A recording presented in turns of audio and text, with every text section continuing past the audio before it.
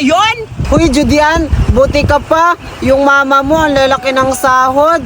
At saka Buraday, ako na lang yung bigyan mo. Wag mo na lang bigyan si Judian kasi malaki naman ang sahod ng mama niya eh. Oo, Badoray! Bibigyan kita! Hindi natin bibigyan niya si Julian kasi malaki na yung sahod ng mama niya. Nakabili nga sila ng iPhone 15 Pro Max eh. Oo nga, ang mahal-mahal din, di ba? Oo nga, di mo na to kailangan. Magpabili ka na lang sa mama mo. For sure, mabilis naman yun makabili ng ganito kasi bago na yung Pilipinas ngayon. Malaki na yung sahod niya. Oo nga, Judian, tama si Buraday. Buraday, bigyan mo na nga ako. Oo naman, pero wag dito kasi nandiyan pa si Julian. For sure, may inggit yan. Tara na! Tara na.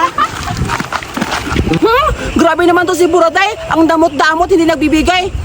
Pero okay lang yan. Maghihingi na lang ako ni mama ng pera kasi malaki yung sahod niya. Dahil sa pagbabago ng Pilipinas, hihingi na lang ako. Bahala kayo. Kayang-kaya ko mapabili sa mama ko.